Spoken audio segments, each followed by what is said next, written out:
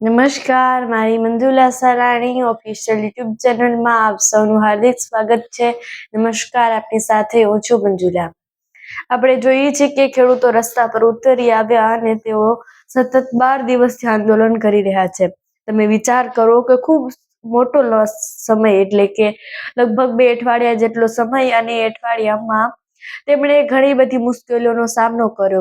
તેઓ ખપે ત્યાં રાત્રિ રોકાણ કર્યું, ગમે ત્યાં તેઓ સૂત્યા, તેઓને કદાચ ભૂખે પણ મરવું પડ્યું હશે, કારણ કે તેમને જે પોતાની જે એક મુશ્કેલી છે તેમને સરકાર સમક્ષ રજૂ કરવી છે, તેમને પોતાની એકતા દર્શાવવી છે કે ના, આની સામે ન્યાય લાવો. હવે સમગ્ર ગુજરાતના ખેડૂતો પોતપોતાના જિલ્લાઓમાંથી અન્ય જગ્યાએ આંદોલન કરે છે, તો કેટલાક ખેડૂતો પોતાના જિલ્લાઓમાં જ આંદોલન કરે છે.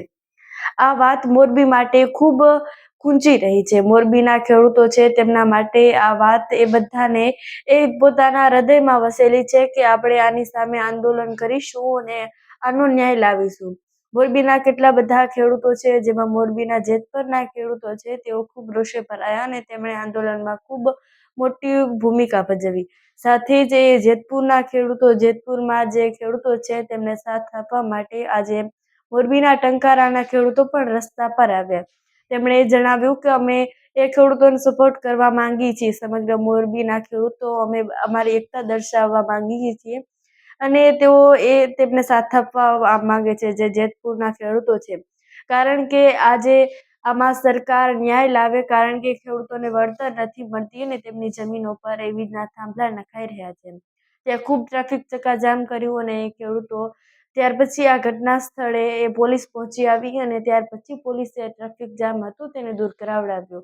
ખેડૂતોએ ખૂબ રસ્તા ચક્કાજામ કરાવી નાખ્યા, કારણ કે તેમનો માત્ર એક જ એવો બુલંદ અવાજ છે, તેમના માટે એક જ ચીજ છે, અને તેમના મોઢેથી માત્ર એટલા જ શબ્દો નીકળે છે કે અમને ન્યાય અપાવો.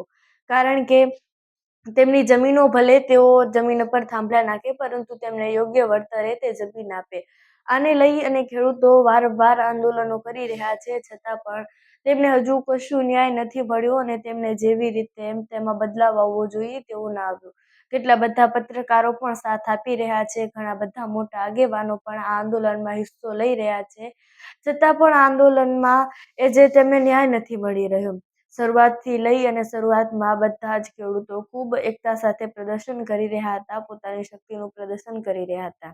હજુ પણ ખેડૂતોમાં એ જ લાગણી છે કે તેમને જલ્દીથી ન્યાય મળી જાય અને બધા જ ખેડૂતોએ પોતાની જમીન પર સારી રીતે ખેતી કરી શકે, કારણ કે ખેડૂતોની જમીન પર ખેડૂતોના ખેતી લાયક ખેતરો છે, તેના પર આપણે ત્યાં જઈ અને થાંભલા નાખવા એ ખૂબ અયોગ્ય બાબત છે, કારણ કે આપણે તેના રોજી રોટલા છે તેના પર એક અસર પાડી રહ્યા છીએ.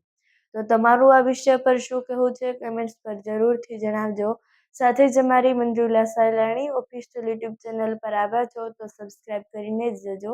નમસ્કાર.